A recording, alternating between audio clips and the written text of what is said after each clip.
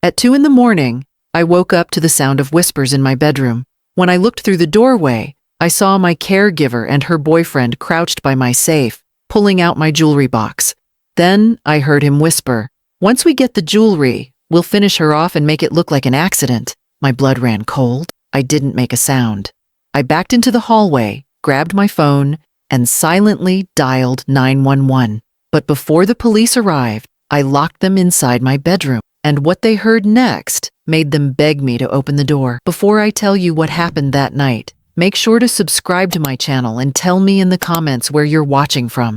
This story will remind you that no matter how old you are, staying calm can save your life. My name is Marion Holbrook, and I never thought something like this would happen to me in my own home. I'm 67 years old, a retired librarian, and I've lived in the same house for more than 40 years.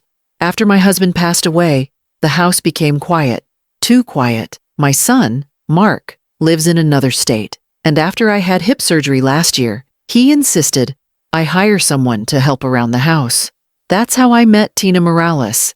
She came highly recommended from a local care agency. She was 34, polite, and always had a warm smile. She cooked, cleaned, helped with my medication, and even joined me for afternoon tea. I used to tell people she was the daughter I never had.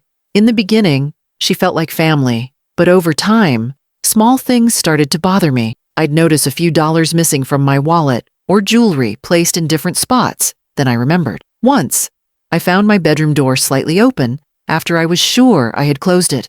When I mentioned it, Tina laughed and said, "You probably forgot, Miss Marion." I told myself she was right. Maybe I was just being forgetful. Then one night, while taking out the trash, I saw a car parked near my driveway. A man was sitting inside, smoking. When I asked Tina about it, she said, "Oh, that's my brother. He's just picking me up." But the way he looked at her, the way he put his hand on hers when she got in the car, told me he wasn't her brother. Still, I didn't want to cause trouble. I tried to trust her. She was kind and helpful. And after losing my husband, I didn't want to believe someone could take advantage of me. But looking back, I should have trusted my instincts. Over the next few weeks, I noticed Tina taking more interest in my things. She'd ask questions about the safe in my bedroom, saying things like, "You must have some nice jewelry in there," or, "You don't need to keep that much cash lying around, Miss Marion. It's not safe." I'd laugh it off, but deep down, it made me uneasy. Then came that night, the one I'll never forget. I went to bed around 10. The house was dark and quiet, except for the ticking of the old clock in the hallway. Around 2 in the morning, I woke up suddenly. I didn't know why at first, but then I heard a faint metallic beeping, the sound of numbers being pressed on a keypad, my bedroom safe. My heart started to pound. I slipped out of bed and quietly opened my door. The hallway light was dim, but I could see movement in my room. Tina was kneeling in front of the safe, whispering something to a man standing beside her. When the light hit his face, I recognized him immediately, the man from the car. He was holding a crowbar and a small flashlight, his face tense. Then I heard his voice. "Once we get the jewelry, we'll finish her off and make it look like she fell." I froze. My knees went weak, but I forced myself to stay calm. I knew that one wrong move could mean my life. Slowly, I stepped back into the hallway, grabbed my phone, and dialed 911. I whispered to the dispatcher, "There are intruders in my house. My caregiver and her boyfriend. Please hurry." The dispatcher told me to stay quiet and stay on the line. I remember whispering, "I'm locking them in." I took a deep breath, tiptoed to my door, and turned the key from the outside. The lock clicked softly, and I heard Tina gasp. "What was that?" she said. "It's just the house settling," Kyle muttered. They didn't know they were already trapped, and that's when everything started. The moment I turned that key and locked the door, my hands were shaking so badly I had to press them against the wall to steady myself. I could hear them inside, whispering, then the sound of metal clinking against the floor. My safe. They were trying to break into it again, thinking I was still asleep. The dispatcher's voice on the phone was calm and steady, asking me to confirm my address and telling me that officers were on their way. But she also said something that made my stomach drop. "Ma'am, stay somewhere safe. The nearest unit is about 15 minutes out." 15 minutes. That's a lifetime when you're alone in a house with two people planning to kill you. I moved quietly toward the living room, every creak of the floor making my heart race. The only light came from the small night lamp in the hallway. My mind was spinning, but something inside me was crystal clear. I wasn't going to be a victim. I had spent my whole life keeping things in order, raising a son, managing a home, surviving loss. I wasn't about to let two greedy strangers decide when my life would end. From the locked bedroom, I could hear Kyle's voice growing angry. "Where's the money, Tina? You said she kept cash in here." "I'm trying," she hissed back. "It's an old safe. The code isn't working." There was a loud thud, like he'd kicked the door of the safe. Then silence. I crouched behind the couch, still clutching my phone, whispering to the dispatcher. "They're still in the room. I've locked them in. Please tell the officers to hurry." The dispatcher kept me talking, asking where I was. Hiding. What kind of car they might be driving. If there were any exits near them. I told her there was only one way out. The bedroom door. And I had the only key. Then I heard Tina's voice again. Louder this time. "Marion? Miss Marion, are you awake?" I didn't answer. "Please, I can explain," she said, her tone trembling. "Kyle was just curious. We weren't stealing anything." Her words made my stomach turn. Curious? At 2 a.m, with a crowbar in her boyfriend's hand? I knew she was trying to get me to come closer, to open that door. Kyle's voice cut through the air like a blade. "She's bluffing. If she locked us in, we'll just break the damn door."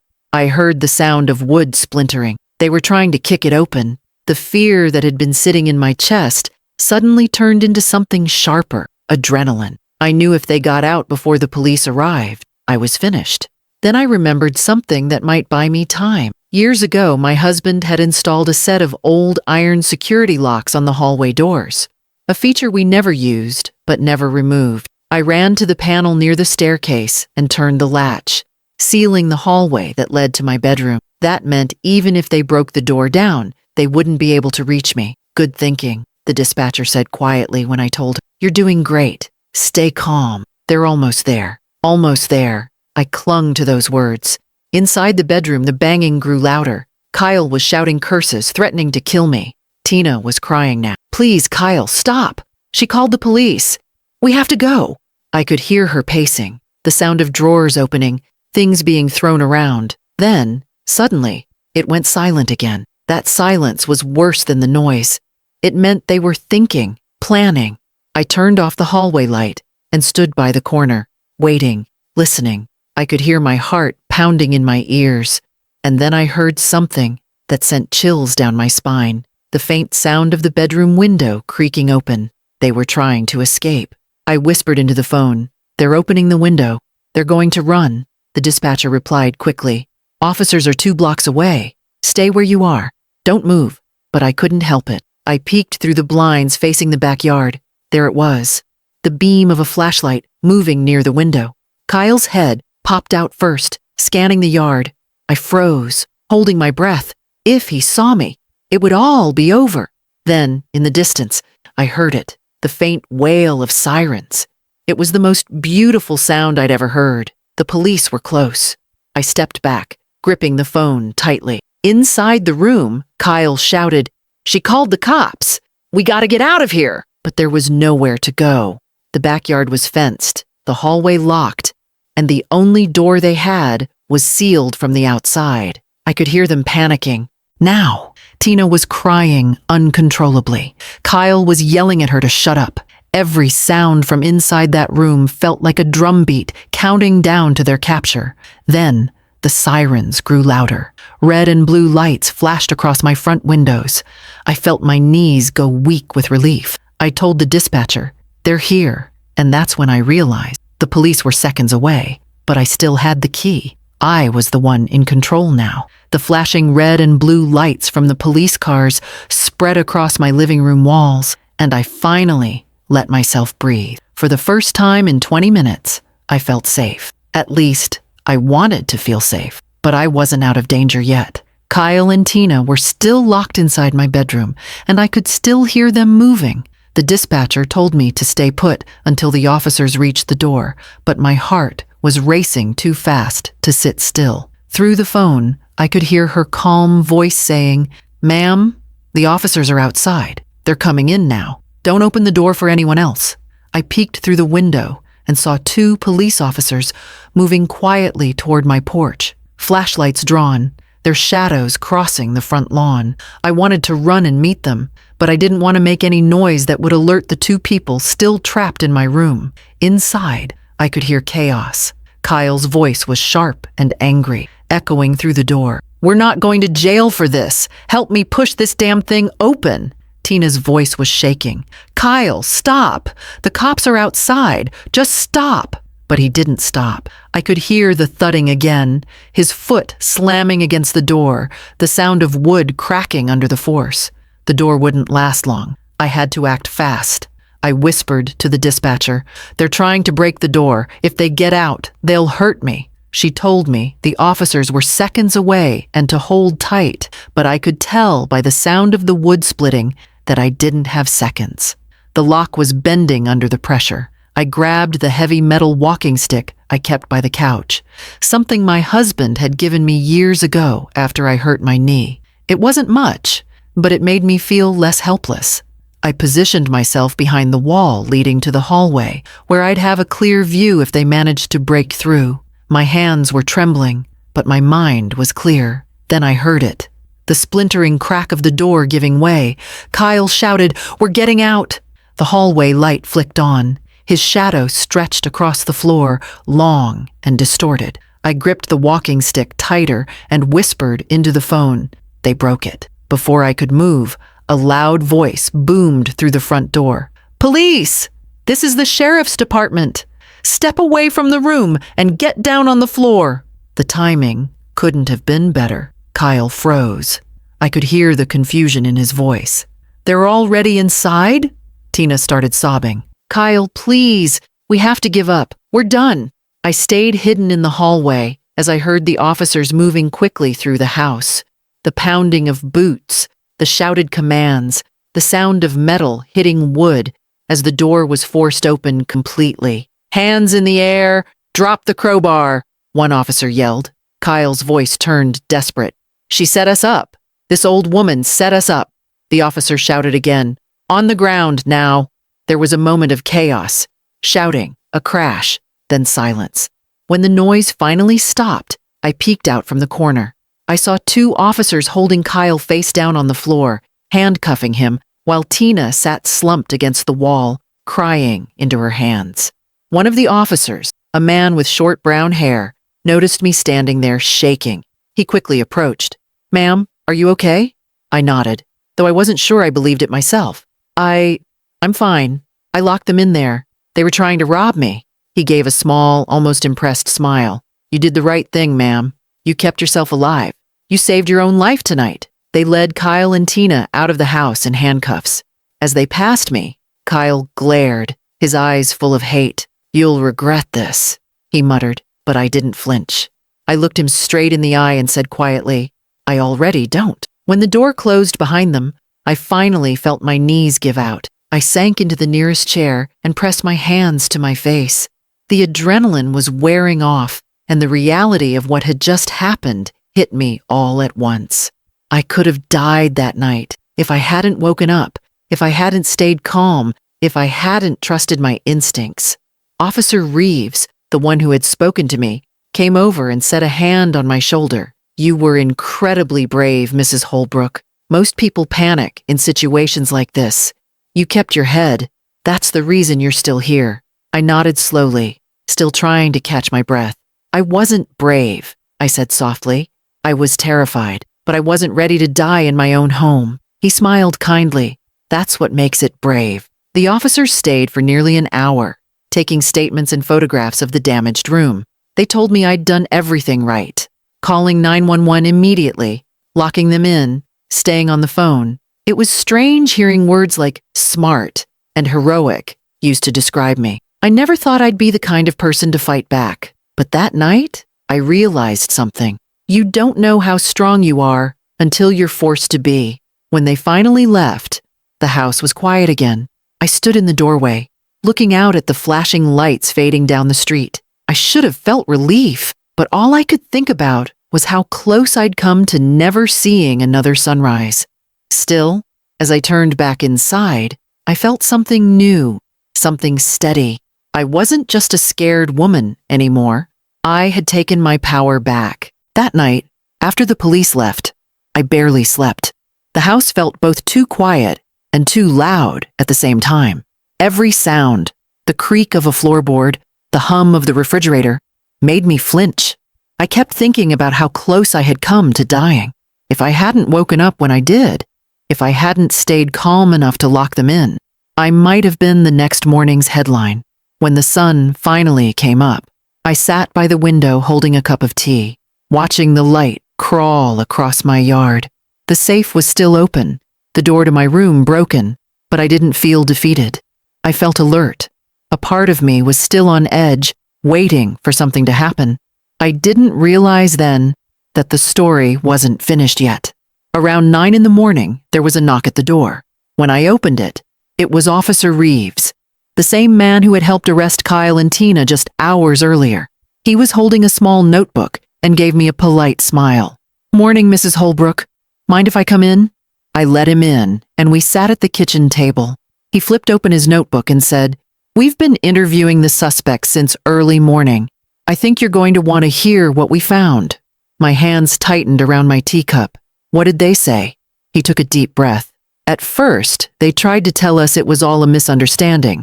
They said they were checking the safe because you asked them to. But after a few hours, Tina started to talk. She told us the truth. I could see from his face that it wasn't good. She said Kyle planned it.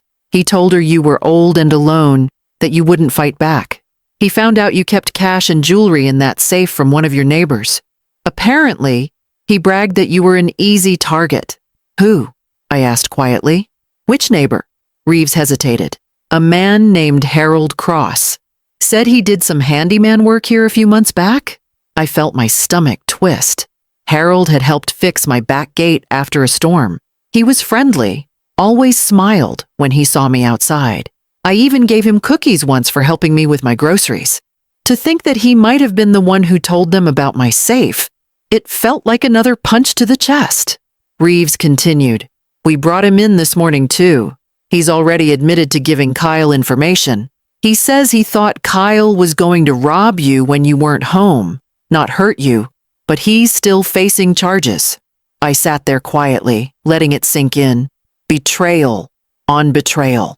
People I trusted had looked at me and seen not a person, but an opportunity. Then Reeves said something that made me stop breathing for a moment. "When we searched Kyle's truck, we found something else. Duct tape, zip ties, and a bottle of sleeping pills. There's no question what they planned to do. If you hadn't woken up when you did, Mrs. Holbrook, you wouldn't be sitting here right now." My throat went dry. "So, they were really going to kill me?" He nodded. "Yes, and you stopped them. You saved your own life." For a long moment, I didn't say anything. I just sat there, staring at the sunlight on the table, feeling both sick and grateful.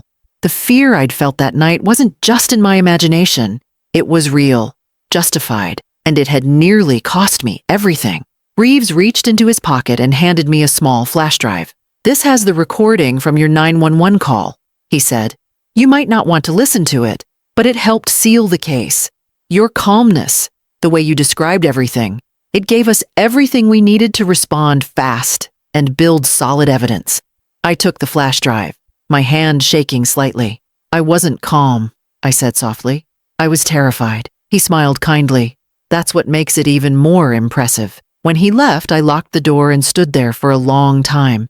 The house was still, but it felt different now. It wasn't the same home I'd always known. Every room carried the echo of that night, the fear, the betrayal, and the strength I hadn't known I had. A few days later, my son Mark flew in to see me. When he hugged me at the airport, I could feel how tightly he was holding on. "Mom," he said, "you're unbelievable. I can't believe you kept your cool through all that." I laughed a little, though tears stung my eyes.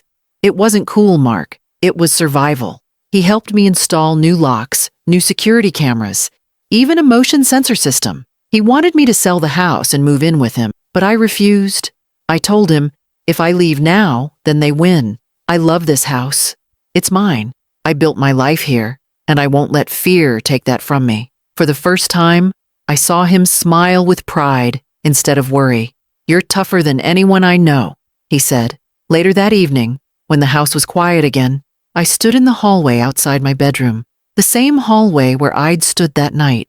The door had been replaced, the lock repaired, but the memory was still there. And so was the lesson. People think strength means fighting back with fists or shouting in anger, but sometimes it's quieter than that. Sometimes strength is keeping your voice steady when you're terrified, thinking clearly when every instinct tells you to run. It's doing what you have to do to stay alive. As I turned off the lights and headed to bed, I whispered to myself, I'm not a victim, not anymore. For the first time in a long while, I slept through the night. It's been 6 months since that night, and life feels quieter now, but it's a different kind of quiet. Not the lonely silence that used to fill the house after my husband passed away, but a calm that feels earned. A peace that came after surviving something I never thought I could face.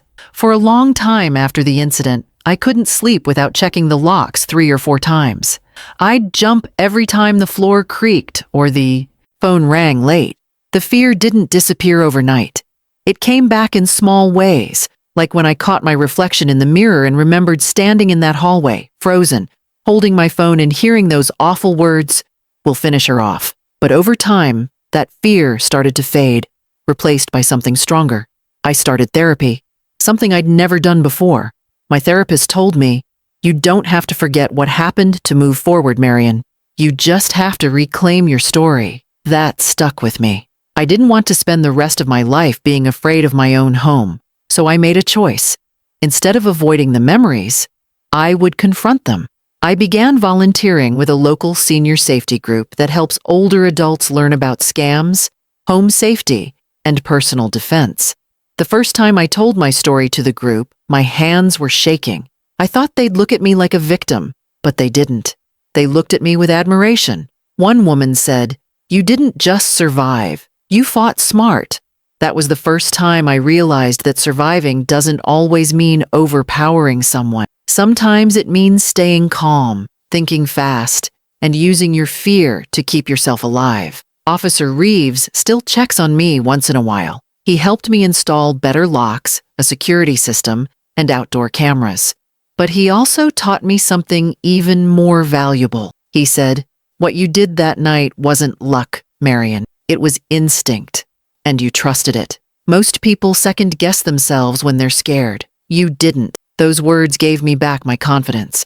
A few weeks after the trial, the police returned my belongings that had been used as evidence, my phone, my safe, even that walking stick I held like a weapon. When I took it in my hands again, it didn't feel like just a piece of metal anymore. It felt like a symbol of the moment I decided I wouldn't be helpless. I keep that walking stick near the door now, not because I'm afraid, but as a reminder that I faced something dark and survived it. My son Mark still calls every day, even if just to ask how my garden's doing. He worries less now, though I can still hear that protective tone in his voice sometimes. "You sure you're okay staying there alone?"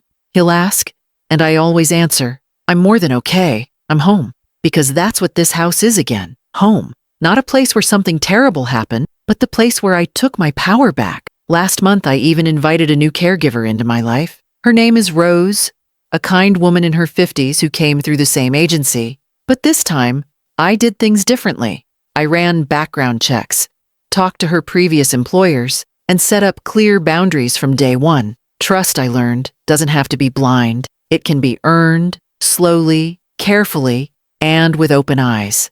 There's still a part of me that feels cautious, but that's okay. Caution isn't weakness, it's wisdom. And if what happened to me taught me anything, it's that paying attention to your instincts is not paranoia, it's survival. I often think about that night, the sound of the door locking, the quiet moments before the sirens, the way I stood there shaking but didn't fall apart. That moment changed me. It made me realize that getting older doesn't mean you lose your strength. Sometimes it means you find a new kind of strength you didn't know existed. I look at myself now and see more than a woman who was betrayed or targeted. I see someone who refused to be powerless, someone who faced fear head on and chose to fight back in her own way. And that's what I want anyone watching this to remember. No matter your age, your size, or your circumstances, you are not powerless. You have instincts for a reason. You have courage that shows up when you least expect it. Trust it. It could save your life. Now, my days are filled with small joys again. Morning walks, tending to my flowers, baking on Sunday. But there's one new habit I've kept. Every night before I go to bed, I stand in the hallway, look toward that new bedroom door, and say quietly to myself, "You're safe now." It might sound silly, but it helps. It reminds me that peace is something you build, one brave decision at a time. If my story touched you or reminded you of your own strength, make sure to subscribe to my channel and tell me in the comments where you're watching from. I'd love to hear your thoughts because stories like these remind us all that courage doesn't always roar. It sometimes whispers, "Keep going." As I sip my tea on the porch each morning, I feel grateful, not just because I survived, but because I proved something to myself, that I'm stronger than fear, wiser than betrayal, and that even in the darkest moments, there's always a way to turn on the light.